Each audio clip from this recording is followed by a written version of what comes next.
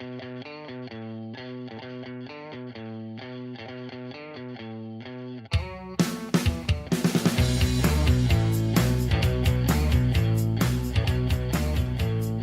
everyone, and welcome to Do a Ginger, Do a ginger, Do a Ginger, do a ginger. Episode 5. Right. Anyway, Star Wars, the Han Solo story, whatever it's going to be called, Solo, I think, is the current working title. Okay. Lost its directors this week, Yes. Phil Lord and Chris Miller. They left midway through production, and they've been replaced by Ron Howard, which doesn't scare me at all. I think Ron Howard's a talented, Yeah, very talented director. agreed. But it makes me think, how did they get that far down the line and all of a sudden go, hold on a second, the vision these two have for this movie and the vision we have for this movie as Disney Lucasfilm are two completely different things. How did that not come up when they were deciding who was going to make these films? I can imagine it not coming up when they made the first decision, but that it is this far down the line is a surprise. Yeah. How far into the movie are they? 5 months into production or something like that. Has principal So photography started? Yes, so potentially around about halfway. We won't really know, but potentially around halfway. They're on a shooting break at the moment, I believe, from what I've read. Again, you got to take what you read with a pinch of salt, because Of course. what they're saying, the creative differences, the directors, Mr. Lord and Mr. Miller, who I think do great work, so I don't want to say anything nasty about them. What have they done? There's plenty of people.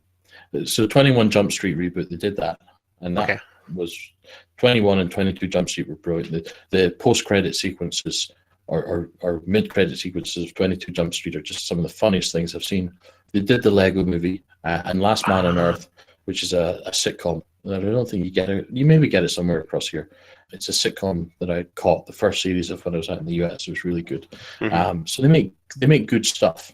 Now, apparently, the problem became that they were going off script too much. There was too much improv and going away from the script, keeping to the story, but going away from the script and the mood of the script. And when they sat down during this break and reviewed what had been done, when the producer sat down and the writer sat down, they didn't like the direction it was going in, because it was straying too far from, as I say, the mood that they wanted to get from this movie. And it was too lighthearted or something, and too much comedy and too much ad hoc, coming away from the script too much. So they called them in, and it sounds like it was just like, sorry guys, you have to change or you're out. And they went, well, we're not going to change. This is, you hired us and this is what we do. And they said, okay, you're done. You're out. You're fired. It's never replaced with Ron Howard. And that mid-production replacement directors scares me a little bit. And I think The Force Awakens really liked it. Rogue One really liked it. I get the feeling that Last Jedi, I'm going to really like it. Certainly the trailer's brilliant. I now worry that they're going to screw up probably, for me, the most important story they could have done. I agree with you. It's never good news when a film loses its director. It's never good news when a film loses its stars, either. But No. You don't hear about that quite so often. Yeah. But, yeah, it doesn't bode well. I'm cautious about it. I don't know that it's the most important story that they have to tell. For me. I think, it's the most important story for me. It's the most important story for anyone for whom Han Solo is their favorite character, of course. Yes. Um, Which is me again. yeah. But it is not necessarily the most important story in the Star Wars universe. No, but it's the most important story to me. I mean, when they killed Han Solo, spoiler alert, it's a bit late. When they killed Han Solo in Force Awakens, it was a gutting moment for me. I saw it coming. I knew it was going to happen. But still, it was kind of that moment where you go, you're murdering my childhood. And then, of course, 6 months later, spoiler alert, Batman v Superman, they killed Superman. I know he's coming back in the sequels and all that, because he's in the cast list and everything. But they killed Superman. Within 6 months, I lost 2 of my childhood heroes on the screen. Bastards. But yeah, the Han Solo backstory for me is the one I'm most interested in. Of the expanded Star Wars universe, seconded by a Vader story. I would love a Darth Vader story, but the Han Solo stories, how did he get to be that cynical, sarcastic son of a bitch? I know how I got there. How did he get there? Yeah, it's an interesting story, but I don't know. With all the Star Wars expanded universe stuff, with all the spin-offs, I'm looking at them all with an ear of caution. Nothing is going to get a free pass to me. So No, I would agree, but the way they started certainly gave me an awful lot of hope. And this is the yes, first thing that I've read or heard about that makes me pause and go, "Oh damn, they could." Although they've got a good start, they've got a rolling start. They could still royally screw this up. but then think about the they that you're talking about in this instance, and think about how they are being challenged. The they that you're talking about are Disney and Lucasfilm. Yes. They are the people who hold the reins. They haven't changed. Their vision is the one that you've got to assume is the consistent one. So the directors coming on and disagreeing with them, my instinct, I think probably the same as yours, is that the they in this conversation, that it's, you know, when the director walks away from a movie, then it's he's arguing with the man, and, you know, the people holding the budget strings, and you're always inclined to be on the side, perhaps, the director who's you know, that's the creative vision and da da da. But you are trusting to something here that they are getting this right, and they are the people who have been walked away from in this case. So it might not be, you know, as obvious a thing as perhaps it is in other cases, if you see what I mean. No, I do, and I agree. And you have kind of, you know, there's one aspect of it I didn't think about.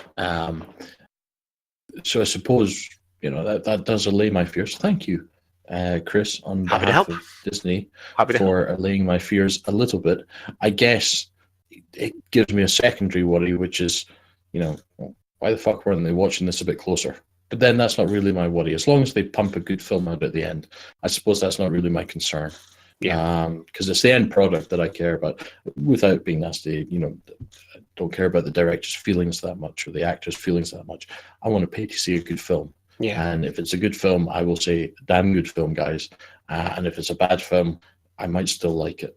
But if it's a bad film, then yeah, I'll be the first to say, yeah, you ruined something for me. How dare you take your property and do something different like they did for the first 3 episodes? And you'll always have, regardless of anything else happens, you're always going to have that thing of, I wonder what could have been, which only ever adds to the mythos of a film. Absolutely. Yeah. I mean, look at Alien 3. I do not hate Alien 3. David Fincher's vision. Mm-hmm. I don't hate it either. Don't hate Alien 3. I think the aliens themselves are the biggest letdown. The CGI is just one of those weird times where it's not, they're pushing it, but because it was cutting edge at that time and wasn't quite bedded into the technology, somehow it just, now you look back and it's dated weirdly. Yeah. But yeah, I liked the movie. I thought the movie was good. Yeah, the concept was good. And yeah. I think I would have liked it more. Yeah. Would have been fascinating. Yeah, it would have been. As I said, David Fincher has been given his full vision to go and deliver that, and I think it would have been a great movie. Okay. Money in the Bank 2017. What did you think of the show? I thought it was okay. What did you like? What did you not like? I liked the women's ladder match. I hated the ending. Okay. I didn't think much of the ladder match itself either, to be honest. The ending, I could see why they did it. I could see that Carmella could use the briefcase, and I could see that having Ellsworth with her holding the briefcase while she's doing, you know, over the next year, I can see that's a good thing. But they've already taken it off of her.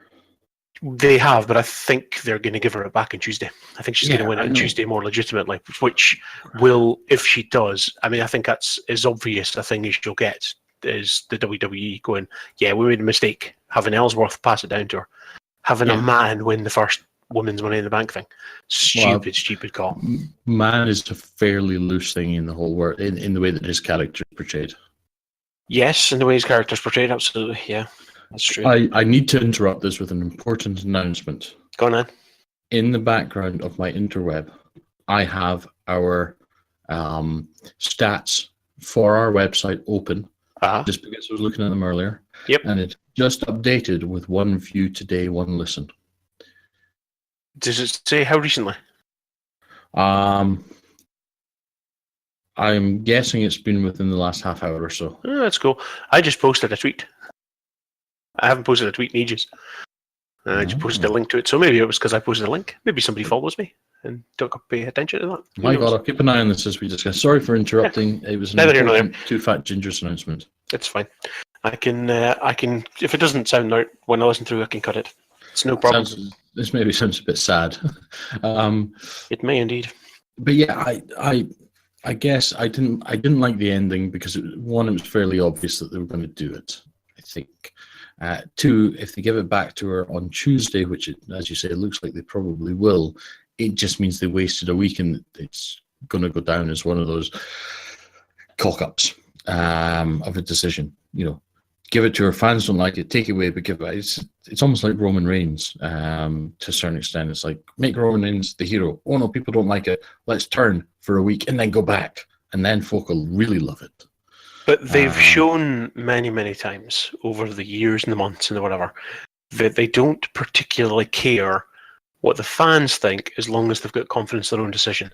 But I think this time, the fact that they've stripped her of it suggests I don't. That doesn't feel like the same story to me. That feels like a reaction, which suggests that they themselves reckon they've made an arse of this. Yeah, and I think you're right. It's with the whole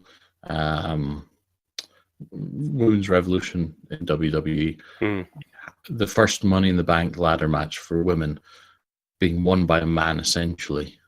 Yes. I think you're right. I think they've realised that is a momentous fuck up. Yeah. I don't disagree at all with her winning it through Ellsworth's involvement. I think the heel heat from that is perfect. That's exactly what was needed. But I think the way that it was done, there was no need for that. Like, he could have helped her onto the ladder, and she could have climbed it and got herself. And then they would have had that. They would have had the visual of her picking, lifting the briefcase off of the thing that they could have used time and again. That would have done everything they needed. Having him climb up himself, get it, and drop it down to her, I think that was a mistake. But maybe this was their plan. Maybe they always intend to get this kind of heat. Maybe they are trying to give the fans the impression that creative will listen to them. Who knows? Possibly that's what they did with Daniel Bryan. I think they twisted it so that that the fans thought that they were shoving Daniel Bryan down their throat. And I think they did to a certain extent, but then I think they started playing with it. Yes, and from what I understand, Daniel Bryan would never have been where he was if it hadn't been for the fact that Punk left. Yeah, possibly. So there was that as well. There was a certain amount of reaction to that. But yeah, it depends. It's very difficult to tell how much of this to do. But yeah, that was the women's one. I didn't think the match itself was particularly exciting. It was good, but it didn't feel like it ran long enough. I know it didn't, but I think with these Money in the Bank ladder matches, the best you can get are some really ridiculous spots on them. I don't think they're ever overly poetic in their delivery, if that makes sense. No, I think they are generally a bit of a car crash. Yes, I agree wholeheartedly. But in the women's one, the only spot that there was, as far as I remember, was Charlotte did a dive. She was the only one, and maybe will always be the only one who will do that kind of thing. I think Sasha Banks is up for it as well, but of course she's in a different brand. So yeah. So I mean, I guess there's a question. Do you think although they've got this women's revolution and an equality of the sexes type, or they want to appear as though they've got an equality of the sexes type thing, do you think that they limited the spots because it was women? I don't know. It's hard to say. Yeah, I just wonder, because you put together those sort of matches, they are about the spots, they're about the dangerous spots, and there's usually 3, 4, maybe even 5 of them, and the match did feel a bit rushed. It was good, but it did feel a bit rushed. Yeah. And there was only the one spot, and you got to wonder if either they cut the length of it at the last minute and took the spots out, or we're sitting on arguably the wrong side of the fence with, well, it's women wrestlers, so maybe they shouldn't be doing these dangerous spots. Which I'm not advocating. I don't think that's true. I think they'll do what they do, and if they want to do it, they'll do it. It's not up to me to tell them yes or no. But I think I wonder if there was an element of that. It's entirely possible. I couldn't say. I think it's fairly clear that the women's revolution is fighting an uphill battle inside WWE in general. I think there's certainly an old guard, which may or may not include Vince himself, who they're not necessarily actively resisting change, but they're taking a bit of convincing to do more of the women's stuff. It's changed massively. I think it's external as well. well. Maybe external as well. Yeah, maybe. I think there's a core that want to see it, and there's some people that just are indifferent to it, and Maybe. that indifference comes through when you watch the matches, and when you see the female wrestlers coming down and their music's playing, and that some of them get a good pop, some of them get a good reaction, but a lot of them get met with complete indifference. Yes, and I think this is largely because they don't have the division hasn't been built up yet. No, the division don't have characters. And only some have characters. That they had to split it. I mean, the brand split couldn't have come at a worse time for the women's wrestling. It had only just reached the point, the legitimacy. They had finally put the Divas nonsense behind them a little bit, and then they split them, and suddenly your talent pool was halved. Okay, well, that didn't seem to be a good shout. I even thought at one point, should they have kept the women's division on one show and given them an hour, or keep have the cruiserweights on one and have the women's division on another, to balance it out a bit. But at the same time, I don't think that works either. I think you need the mix of the sexes on the shows. But I think you're on something there, because I think the Raw running at 3 hours, they still struggle to fill it. Yeah, they still struggle with that. They could have dedicated an hour, and maybe not a consecutive hour, but they could have dedicated an hour of that show to the women's wrestling. They could have, but then the other show becomes a sausage fest, which I don't think you want either.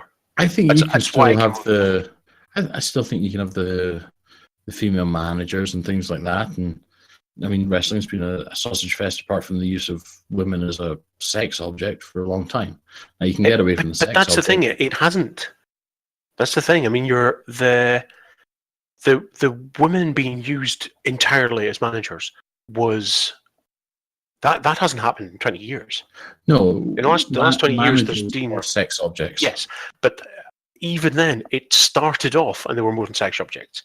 I mean, it's been a long time since China and what's the lassie's name? She was Hall of Fame inducted last year. Medusa? Jacqueline, yeah. Both of them competed in matches with men. Against men, both of them did that, and they were early in the whole women coming into it, and it was the women's championship before it was the Divas championship. The move to Divas that I think was a mistake in hindsight, but they were there. They were wrestling matches. You couldn't go back to them not wrestling matches. I think in one of the shows. However, none of this is the point. The point I was trying to make, that was answering a question from ages and ages ago, was that yes, I think they're fighting an uphill battle. Internally, maybe externally as well, whatever, but the battle's there, but they are still fighting it, and that's a good thing. But as to whether or not the spots were cut, I think it's more likely that they are not they're not finding the right spots yet. Who was it that was it Sasha and Charlotte? I think it was Sasha and Charlotte fighting at one of the big pay-per-views. I think it was last year. And they headlined, didn't they? There's something like that, and was that a steel cage match? I can't remember. Hell in a Cell, something like that. And there was 3 attempts to put Charlotte through a table, and it was only on the third attempt that it wasn't Charlotte going through the table; it was Sasha going through the table. It was only on the third attempt that the table broke, and you sat there going, "Okay, that's great." Seeing that, the level of the woman singing, taking everything aside, and you don't want to see them get hurt, but you want that. There's nothing says, to me at least, that they are on a par with the men, like doing the same oh my god spot as the men were, like being able to put somebody through the announce table. But I don't think that's ever happened yet, and it's hard to say why it hasn't happened. Can't imagine that somebody getting thrown by, I mean, Charlotte's clearly a very, very strong lassie. I'm sure she's got the physical force to throw somebody down there, but she's not throwing somebody of the same weight. Yeah. You don't see the cruiserweights going through tables because they're just not that heavy. So there are Yeah. some spots I think that they just can't physically do, and maybe I think that's more likely. The lack of spots is more likely because there are some spots just aren't possible for them, whether at this stage or whether at all or whatever. And I hope I'm not coming across as being sexist, and that's certainly not my intention. But No, I get what you mean, because the table breaking's a physics thing. It's not. Yeah. I mean, as we all know, it's all choreographed and everything. Yeah. So the table is built to break with a certain amount of force and weight going through it. And you're right. It's not the force necessarily of the person being thrown, because that's where it hurts. It's the weight of the person coming down Yeah. on it.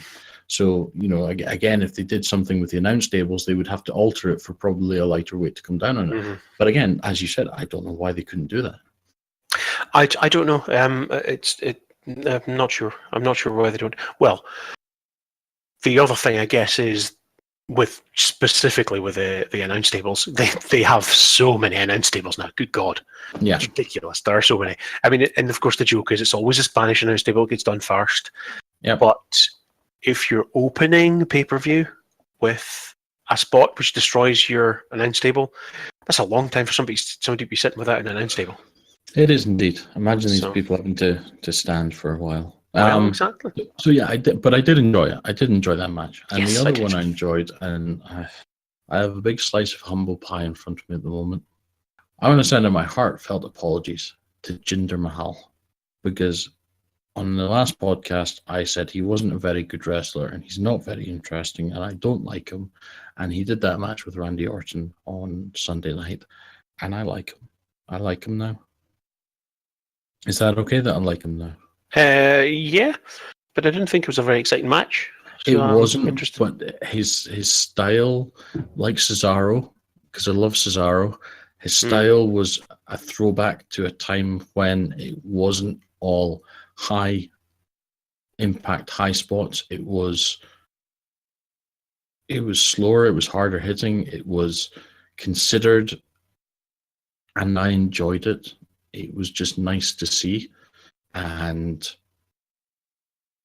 he's almost converted me in one Okay. match. So That's apologies, interesting. Jinder. And as I say, I didn't think it was the most exciting match in the world.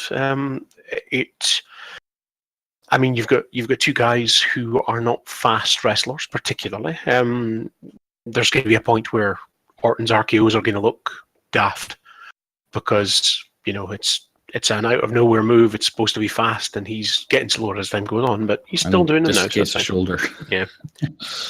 But yeah, I wasn't particularly enthused about it. I may have to watch it again and see if there's something I missed. It's the way that it was done. It was it was almost like a dance. Yeah.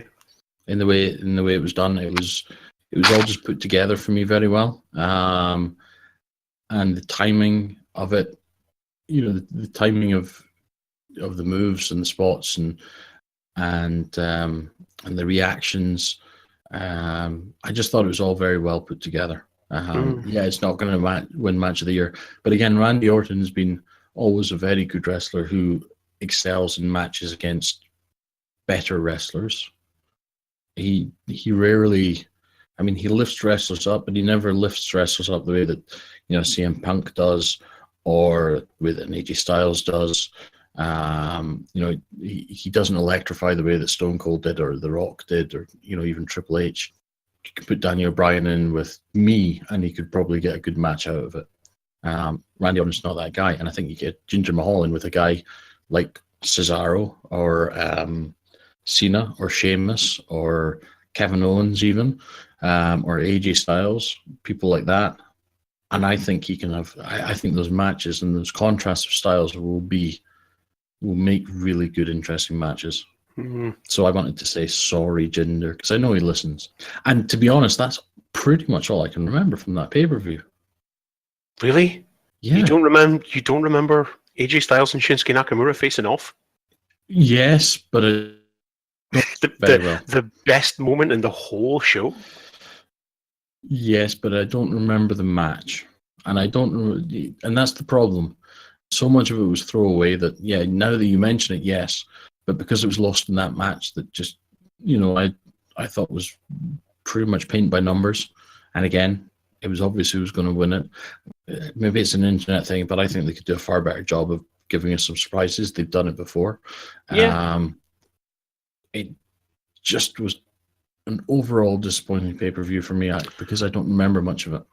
I can remember WrestleMania. I can't remember most of Money in the Bank. It wasn't. Yeah, I would agree. It wasn't a great pay-per-view. But I did enjoy the men's Money in the Bank, the men's actual ladder match. I did enjoy that a lot. The bit where Sami Zayn, I think, power bombs Kevin Owens through the ladder. Yeah. Oh, yeah. Ow. But we've seen it all before. We have fairly recently. I mean, that's where we should have seen it. Yeah, but the WrestleMania, the Hardys coming back, and Jeff Hardy taking his suicide dive off of things onto, it's maybe just done a little bit too often, but we've seen it all before. So although I still go, oh, that can't be comfortable, I don't go, oh my god, I can't believe they've just done that. I'm finding more and more.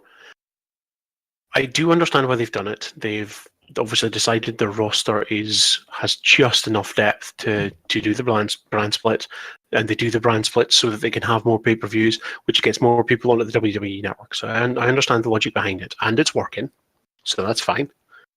Their subscribers have never been as high, apparently, so that's good for them. But every pay-per-view I'm left thinking, I would have really liked to see Wrestler X or Wrestler Y or Tag Team X on this show. Yeah. I mean, it's a ladder match. You've got a ladder match there, and you don't have the Hardys in it. It's just a shame. Yeah. Yep, I agree. But I'm generally a fan of the brand split. I quite like it.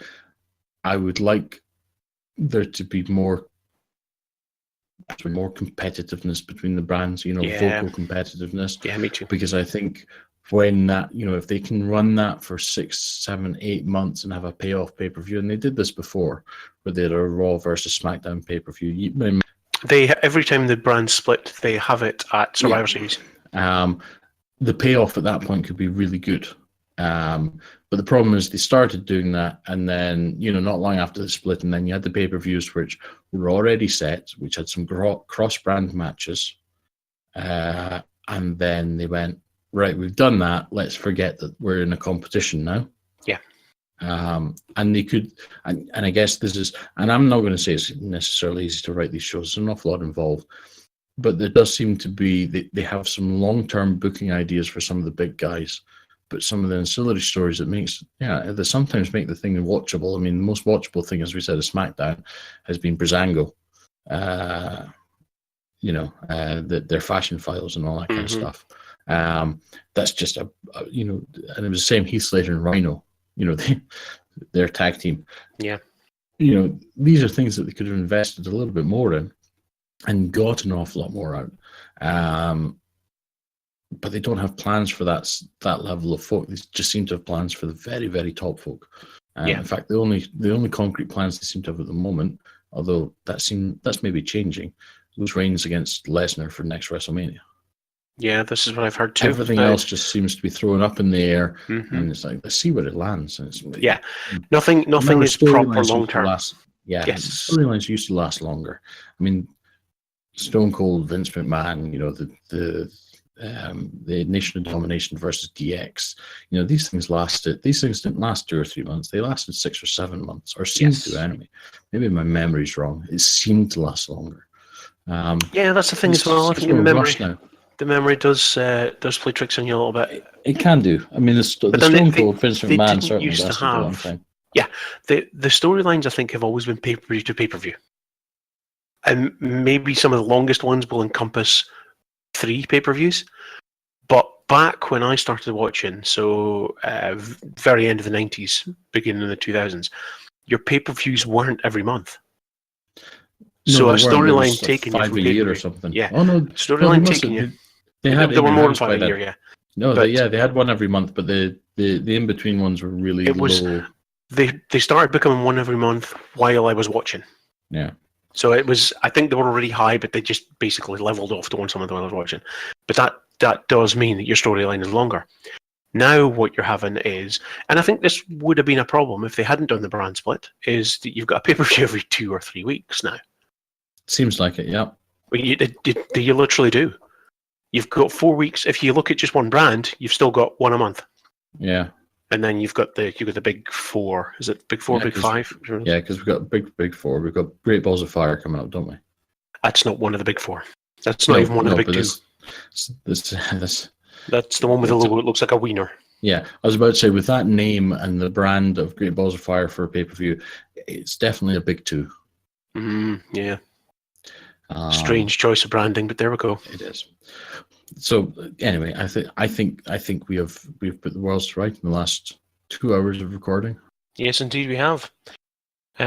So I guess we'll say good night to everybody. Be nice to one another, and we will catch you again next week.